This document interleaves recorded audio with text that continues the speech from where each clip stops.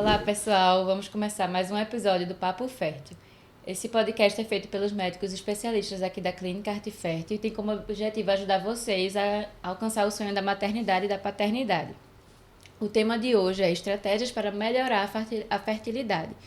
Estamos aqui com a médica da Clínica Arte Fértil, doutora Altina, e com o Dr. Vandelson. Eu vou dispensar as apresentações, que a gente já participou por um podcast com vocês.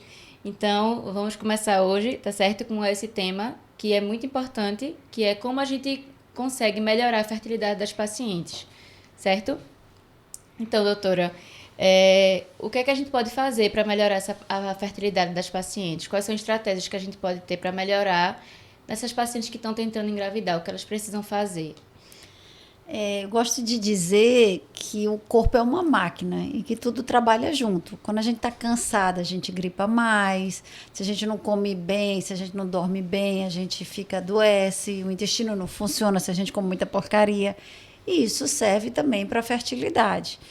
E então, assim, uma dieta saudável. E aí eu vejo muitas pacientes, tinha uma que dizia assim, eu como inhame todo dia, doutora. Eu digo, é ótimo, é rico em fibras, é rico em ferro, é bem-vindo. Então, uma dieta saudável, exercício físico, ajuda também. E nessa linha da dieta saudável, que quer dizer fibras, proteínas e menos gorduras, menos açúcares, ajuda também para as pacientes, por exemplo, que têm um perfil inflamatório, como mulheres com endometriose. Essas, sobretudo, vai ajudar na dieta anti-inflamatória, porque ela vai ter menos uma fonte de inflamação, que é uma dieta cheia de produtos químicos, e vai ajudar a ter uma menor resposta inflamatória, vai ajudar indiretamente na endometriose. Tanto que a gente vê que nas pacientes com endometriose, quando elas fazem essa dieta, elas referem melhora da dor. Mas também nas pacientes que já têm um distúrbio na ovulação, se elas fazem uma dieta saudável, se elas fazem exercício físico, ajuda na ovulação, porque diminui o estrogênio da gordura, porque elas emagrecem, e às vezes essa queda do estradiol da gordura vai ajudar o ovário, porque vai diminuir o hiperestrogenismo e ajuda ela a ovular, que é bem comum nas pacientes que têm, por exemplo, essa quantidade de folículos grandes, que é as dos policísticos, e aí no que ela emagrece, ela ajuda a regularizar o ciclo dela. E se regulariza, ela ovula e engravida. Então, agora é claro, vamos dar um exemplo. Por acaso, eu fiz uma laqueadura tubária. E aí eu vou e faço uma dieta saudável, não vai desobstruir minhas trompas. Então, ela não vai engravidar porque ela está fazendo exercício físico e uma dieta saudável. Vai ser ótimo para a saúde dela, mas não vai desobstruir as trompas. Então, assim, ele ajuda se ela tem uma outra causa indireta como essas. Né? E é bom para a saúde, de todo jeito. A gente tem que pensar que essa paciente está tentando não só engravidar, né? Mas ter uma além de engravidar, depois que ela tem um beta positivo, ela tem que ter uma gestação saudável. Etapa posterior, entendeu? Né? Depois que Exatamente. Ela engravidar. Porque a gente vai evitar pressão alta, diabetes na gravidez, e a gente vai ter uma gravidez mais saudável, né? O mais saudável para a gente, o nosso objetivo não é só a gravidez em si, é ter o bebê em casa. Então, que é o objetivo final da paciente que está tentando engravidar, né? Então, além de melhorar a fertilidade em si, ela vai estar melhorando a saúde para ter uma gravidez o mais sem intercorrência possível, né? Não passar por nenhum problema na gravidez, evitar, né? Passar por problemas na gravidez e conseguir ser uma grávida saudável e ter seu bebê saudável também. E mais do que casa, isso, né? até impactando na própria qualidade de vida dela também. Né? Isso. Além de impactar na qualidade de vida, vai deixar a mulher mais saudável para evitar essas complicações, diabetes gestacional, pré-eclâmpsia, sem dúvida, concordo plenamente, né? A gente tem que pensar no beta, mas tem que pensar lá na frente, num bebê em casa saudável. Que é o que a gente quer, né? A gente não só quer um beta positivo, é só um exame. A gente quer, nosso objetivo final da maioria das pacientes é engravidar e ter o bebê em casa. Então, eu digo às pacientes, quando a gente pede os exames, por exemplo, para fazer uma fertilização, mas por que tanto exame, né? Tantas ultrassons, tantas sorologias? Porque a gente quer engravidar saudável, né? A gente vai evitar que a paciente passe por estresse na gestação. É por isso que a gente tem que se alimentar bem, se exercitar, tentar evitar alimentos industrializados. Tudo isso que a gente já sabe que a gente tem que fazer, não só para fertilidade, né? Mas para ter uma vida mais saudável, né? E o que acontece com a paciente, por exemplo, que está tentando engravidar e tem esses hábitos de vida, por exemplo, fumar, tabagismo, qual é o impacto que isso tem na vida dessas pacientes, na fertilidade dessas pacientes? Tem algum problema que o cigarro, por exemplo, pode causar na fertilidade? Sem dúvida, já vou pegar a sua deixa. Tem no impacto na fertilidade e na saúde do bebê, tá? Então, o cigarro vai afetar na placenta, vai poder ter várias complicações na gravidez também, de baixo peso, da qualidade da irrigação dessa placenta. E olha que eu não faço mais obstetrícia, mas eu sei que influencia, né? Agora, a Wandelson, que ainda faz um pouco, pode falar mais. Mas também afeta na qualidade do sêmen, pode piorar a qualidade em termos de número, de motilidade e da fragmentação dos espermatozoides, que é uma avaliação da qualidade de dizer se a maioria desses espermatozoides estão vindo geneticamente alterado, o que está correlacionado com maior taxa de aborto e de dificuldade de engravidar no homem, e na mulher afeta os óvulos, baixa o estoque de óvulos, baixa a qualidade dos óvulos, então o cigarro vai impactar. Agora, veja, vai diminuir, isso não quer dizer que impossibilita, senão a gente não tinha fumantes grávidas. Né? E aí até uma coisa que a gente estava conversando aqui antes, era que Wandelson disse, você falou de fertilização, mas é uma coisa importante, reprodução, um especialista em reprodução não quer dizer especialista em fertilização in vitro. Reprodução, o nome diz assistida, então a gente vai assistir, a gente vai lhe ajudar a ter uma gravidez saudável e lhe ajudar a engravidar. Então a gente tem os tratamentos de baixa complexidade, como a gente falou aqui no outro módulo, né, do outro podcast nosso, de coito programado, inseminação, e aí Wandelson estava dizendo, muitas vezes a paciente chega para ele e diz assim, reprodução assistida não, como se já fosse uma fertilização. Conta aí sua experiência, Wandelson. Pois é, elas chegam já com essa visão, né? Vou para reprodução e aí já pensa na FIV, vai fazendo conta, entendeu? Muitas vezes o problema é mais simples, né? E geralmente a gente pode até dizer que na maioria das vezes o problema é mais simples. Então, o que precisa mesmo é que um olhar de um especialista consiga detectar esse problema, como o doutor Altina estava até falando, quando a gente estava falando antes, na questão de detectar o problema antes que esse problema atinja um nível que seja necessário uma FIV ou uma inseminação, entendeu? As pacientes chegam, como você falou, no consultório com medo, é como se fosse uma condenação, né? Falar de reprodução humana condena a paciente a uma fertilização, mas, como você disse, às vezes é só um ajuste de dieta, né, um ajuste de qualidade de vida. A paciente, por exemplo, com ovário policístico, a gente sabe que o tratamento de ovário policístico, muitas vezes a gente pensa que é anticoncepcional, mas não é. A gente melhorar a qualidade de vida dessa paciente, a paciente perder peso, como a senhora já falou, fazer exercícios, a paciente muitas vezes volta a ovular e consegue engravidar, né? Então, fazer ajustes nesse estilo de vida da paciente é importante para ela conseguir engravidar. Não sempre vai ser um tratamento de reprodução. Às vezes é só que, às vezes, na verdade, esses tratamentos de estilo de vida são mais difíceis da paciente fazer e cumprir do que ir para um procedimento, né? Porque hábitos de vida é difícil da gente colocar na rotina, fazer exercício, principalmente nessa correria que a gente vive. Reprogramar esses hábitos, né? Exatamente. Eu vejo muito quando tem pacientes com ovário policístico, elas chegam como que a gente fosse dar uma receita e elas saíssem dali, tomassem aquele remédio e melhorassem. E não é isso, né? Do mesmo jeito que quando eu vou no nutricionista, no nutrólogo, eu tenho que cumprir o que ele está colocando ali no papel, que se eu não cumprir não vai acontecer, também tem que ser feito isso com as pacientes que fazem um tratamento para ovário policístico, por exemplo, né? Se elas não fazem a dieta adequada, se não fazem exercício, se não se propõem a virar essa chave e começar uma caminhada, né, que vai levar a um beta positivo, a uma gestação saudável, como a gente falou, e inclusive a melhora da qualidade de vida, se a gente não consegue dar a ela essa visão, aí ela vai achar que vai sair só tomando um remédio mesmo e pronto, né? Quando na verdade não é. É um caminhar muito mais, assim, com uma visão mais direcionada, né? No caso da gente que está no consultório, para poder guiar ela para esse caminho, né?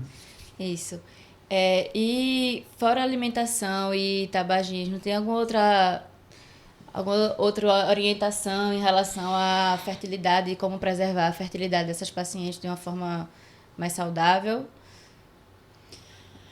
Eu diria que, assim, tirando a dieta, como você está me perguntando, por exemplo, se hormônios, a gente sabe que a pílula não vai Isso. poupar os ovários, porque do mesmo jeito que é o inverso também, eu digo, veja, se uma paciente que às vezes vem para ser doadora de óvulos, aí elas perguntam muito, eu vou doar óvulo, Vou perder vai meus acabar óvulos, os meu óvulos? estoque vai acabar. Infelizmente, nem se eu tomar pílula poupa, nem se eu doar vai acabar.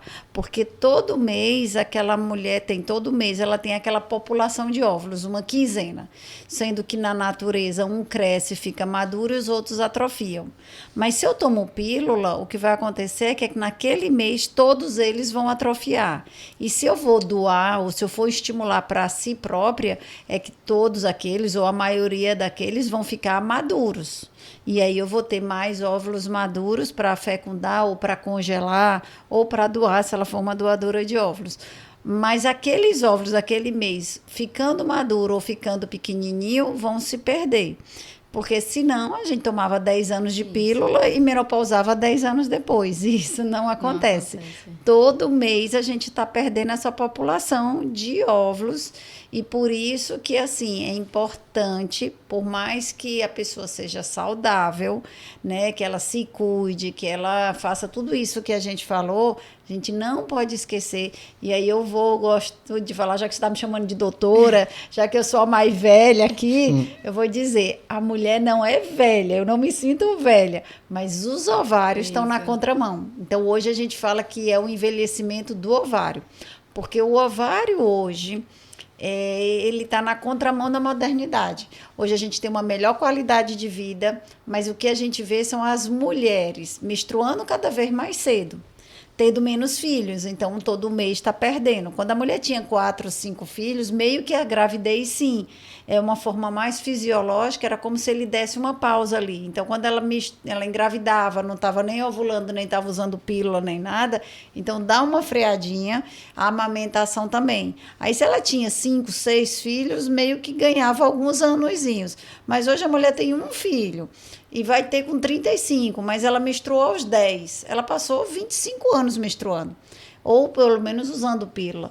Então, os ovários foram se perdendo. E aí, por isso que cada vez mais a gente está vendo que a gente está tendo uma melhor qualidade, mas o ovário está parando mais cedo.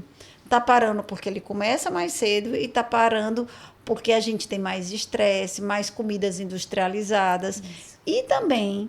Hoje em dia, com o cultivo da beleza, muita mulher tomando hormônio também, que bloqueia chip de beleza, que bloqueia o ovário, e quando volta, às vezes não volta do mesmo jeito, com a mesma quantidade, como homens, quando tomam testosterona, androgênio, quando para, às vezes volta, mas às vezes não volta do mesmo jeito. Ficam dependentes, né? É meio como se o ovário ou o testículo desse uma atrofia um pouco maior, e quando volta, não volta com a mesma intensidade.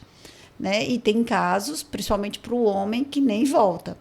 Como hoje, já tocando num assunto que não é, mas que a gente fala dos transgêneros, que antes de ele fazer a transformação do sexo, ele tem que congelar óvulos ou sêmen, porque ali, como ele vai mudar, então ele vai tomar altas doses de testosterona, quando a mulher vai mudar, ou o homem, quando vai tomar o estrogênio, então, que ele vai virar, né, o transmulher, e aí ele pode não produzir mais espermatozoide se ele quiser amanhã, né, ser mãe, mas do espermatozoide dele.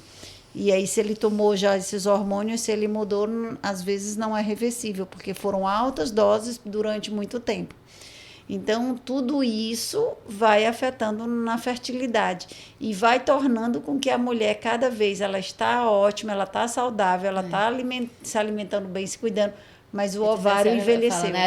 A gente é jovem, a gente se sente jovem, faz procedimento, bota botox, mas o ovário da gente não quer saber se a gente está jovem. Ele continua envelhecendo, independente do nosso espírito jovem, das nossas cirurgias, ou sei lá.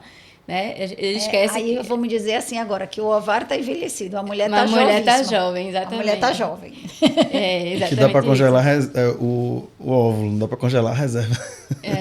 Porque Porque é A gente uma não proposta consegue, que a né? gente tem para conseguir preservar essa fertilidade nessas mulheres que estão jovens, né?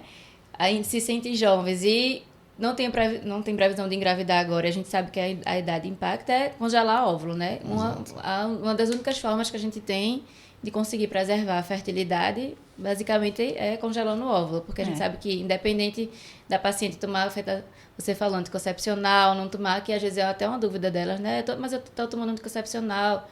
Você só não vai estar menstruando, mas você está perdendo o óvulo do mesmo jeito. O único jeito que a gente vai ter é congelando o óvulo para deixar esses pacientes que continuam jovens mais para frente conseguirem engravidar com óvulos que são Que jovens, ela busca compatíveis com a jovem que ela é de cabeça, o né? momento ideal, né? Os óvulos de melhor qualidade ela consegue congelar, né? E aí, quando for o momento que ela decidir gestar, aí vai ser mais, né, uma efetividade melhor, né? Porque a gente Obviamente. sabe que a idade do óvulo é o mais importante na tentativa de gravidez, tanto de reprodução como natural, né? Quanto mais jovem, mais E aí fácil de cabe conseguir esse engravidar. alerta, por isso que a gente não é só para fazer congelamento de óvulo ou fertilização.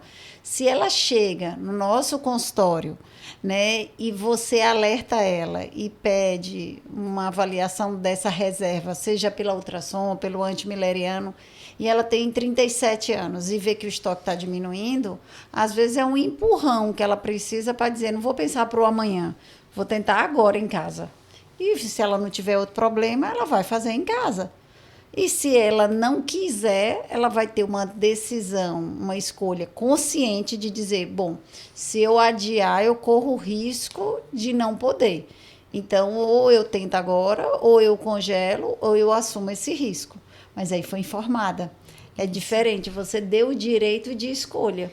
Porque muitas pacientes não sabem, né? Elas seguem a vida sem, assim, normalmente não estão pensando em engravidar e elas não têm essa ideia de que a idade impacta tanto na fertilidade, né? E hoje em dia a gente está ficando mais comum, assim, graças a Deus a gente está conseguindo alertar mais as pacientes em relação a isso, em relação à preservação da fertilidade, para cada vez mais cedo essas pacientes pensarem nisso, né? Porque, como a gente sabe, a gente hoje em dia a mulher trabalha, estuda, né? Então passa essa etapa da gravidez para fases mais avançadas da vida, né? Mais para frente. Então, essa é importante, principalmente não só o médico especialista em reprodução, mas o ginecologista geral que acompanha aquela paciente no dia a dia, informar a paciente sobre essa possibilidade, né? Porque às vezes quando elas vão resolver se informar, ou quando essa informação chega para ela, já é um pouquinho mais tarde, a idade já está mais avançada. E queria saber de vocês, assim, qual é o impacto da idade da mulher na fertilidade?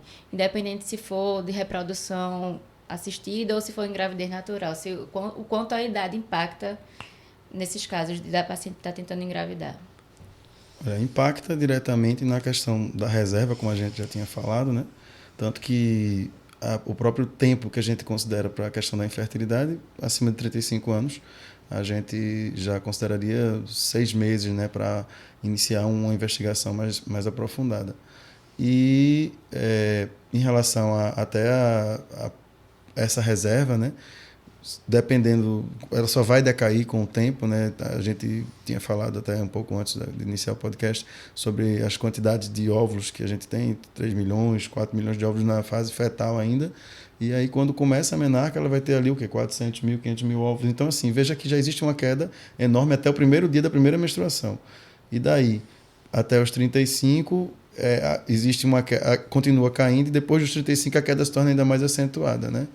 Então, assim, isso é como a doutora Altinha estava falando, é um alerta, porque aquela mulher que deseja, de fato, que acha que não está no momento de gestar, mas que deseja reservar os melhores óvulos, ela pode congelar, e aquela que já acha que é o momento adequado, deve assim, fazer seus planejamentos, né, para conseguir, enfim, a gestação, né? Agora, se tiver dificuldade, aí vai entrar a ajuda do pessoal da reprodução, né?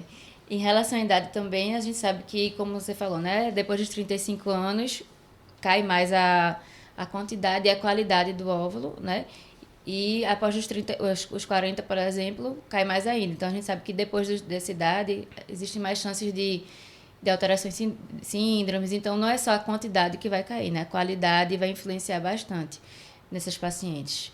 Tanto que eu acho que tem uma conta estatística que se você pesquisa na internet vai ter, assim, um casal que a gente imagina que não tem nenhum problema, aos 35 a gente diz que estatisticamente 25%, ou seja, de 100 casais, uns 25 vão engravidar no namoro ou no mês, se tem uma idade abaixo de 35. Isso.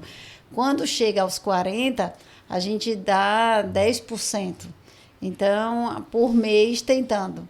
Então, para mostrar o impacto que vai fazendo. Exatamente. O impacto da idade no ovário, Exatamente. não é na vida dela, mas no ovário. E aí, e eu ainda tenho um outro detalhe que a gente tem que entender. A gente planeja tanta coisa na vida, uma viagem, a casa própria, então um casamento. É meio que você planejar a sua fertilidade, porque outra coisa que a gente vê uma situação. Digamos que você tem o seu primeiro filho, e aí já teve aos 34, 35, aí quer não menstruar, aí vai botar um DIU hormonal. Só que esse DIU pode durar até 5 anos. Se você, antes de colocar o DIU, soubesse que o seu estoque de óvulos já não é tão grande, não vou dizer que você vai liberar no outro mês, você acabou de ter um bebê, mas você não vai esperar 5 anos. Você vai esperar 1 ano, 1 ano e meio, 2. Então, assim, antes de você pensar num método desse tipo contraceptivo que vai estar bloqueada, que não vai ter como avaliar, de repente você faria essa avaliação para dizer assim, meu estoque de óvulos está bem grande, eu tenho uma reserva recheada, então eu posso esperar 4 anos. Não, minha reserva não está boa, se eu quero esse segundo filho, de repente eu vou esperar 1 aninho, mas não vou esperar 2 anos, nem 5 anos. Até para programar o seu segundo filho. Então, é isso. Avaliar esse estoque de óvulos serve para a mulher como uma programação, para ela ter um planejamento de saber quanto tempo de vida útil o ovário teria. Mais ou menos isso. Então, a gente, retomando aqui em relação à fertilidade, né? A gente tem que lembrar essas pacientes que o estilo de vida importa, né? Além da idade, porque tudo vai se somar, né? A idade da paciente, então, se é uma paciente que tem uma idade mais avançada e já não tem um estilo de vida tão bom, então, são fatores que vão piorar a fertilidade dessa paciente, né? Então, além da idade, lembrar que essa paciente tem que ter uma vida saudável, né? Se alimentar bem, fazer exercícios, evitar fumar, evitar o uso excessivo de álcool, que também impacta na qualidade do óvulo da paciente, do sêmen, né? Porque a gente toma só uma tacinha de vinho, mas não chega no final de semana, aí toma no sexta, toma no sábado, toma no domingo. Bebe socialmente. Bebe socialmente, mas também a gente sabe que isso impacta também na fertilidade. Bebe socialmente, mas é muito sociável. Mas é muito sociável, exatamente. E lembrar que a paciente precisa estar saudável para conseguir engravidar. Né? Tem alguma outra orientação de vocês? Algum alimento que a paciente precise evitar quando está tentando engravidar em relação à fertilidade? Assim, de alimento que, bom, eu penso na gravidez, tem aqueles chás que são abortivos, mas tirando isso, eu diria aquilo mesmo, evitar fritura, excesso de doce e a dieta saudável. Evitar cigarro, como você já falou, hormônios. Tomar café, o uso excessivo de café também não é muito bom. Não é muito Diminui bom. um pouquinho a qualidade, assim, não a qualidade do óvulo, né? Mas a fertilidade também impacta em taxa de abortamento. A gente também evita, não é que a paciente vai deixar de tomar café, com um cafezinho é sempre bom, né? Mas não Diminuir. tomar Tem que muito. reduzir, quantidade, né? Como eu Tudo tenho isso. falado também, álcool, né?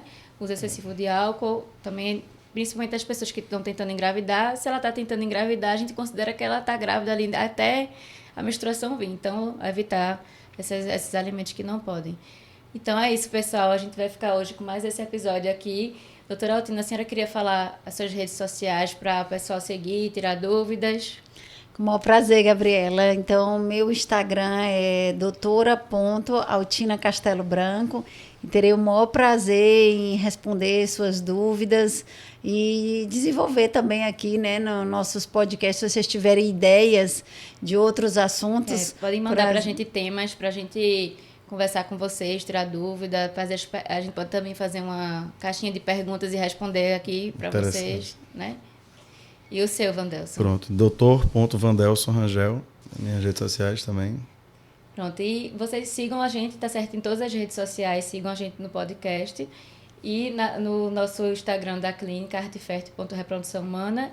E no meu Instagram também, doutora Gabi Cavalcante. Podem me seguir e tirar todas as dúvidas que vocês tiverem lá. Faltou um bem importante, se inscrever no canal. Eu falei sim, se inscreva no canal do podcast. Não, nos siga no podcast. Você falou. E eu vou ver. Faz outra tomada. Se inscreva no nosso canal e nos siga no Spotify. Ela bota Tá. agora, vai lá. Vamos Se lá. inscreva. Três, de novo. Só dois, isso, só isso. Peraí, deixa eu me lembrar qual é a parte que eu vou Se fazer tudo. siga, né? Siga no canal. Não, nos Não. siga no Se inscreva no Spotify. canal e nos siga no Se inscreva Spotify. no canal. Então eu vou falar de novo essa parte toda. Isso, e certo? o seu Instagram. Sim, senhor, eu tô lembrada. Gabi, né, Gabi? Eu sei, foi o que eu falei de novo O depois. Instagram da clínica não precisa dizer não, É que Gabi. é cheio de ponto. Então eu vou falar. Nos siga no Instagram da clínica. Aqui abaixo. Vai estar na descrição. Vai estar na descrição. Se inscreva no nosso canal e nos siga no Spotify. Certo. Então, pessoal, se inscrevam no nosso canal e nos sigam no Spotify, certo? O Instagram da clínica Arteferte Reprodução Humana. E o meu Instagram é doutora Gabi Cavalcante. Podem me seguir, tirar todas as dúvidas de vocês. Todas as nossas redes sociais vão estar nas descrições. Qualquer dúvida é só entrar em contato.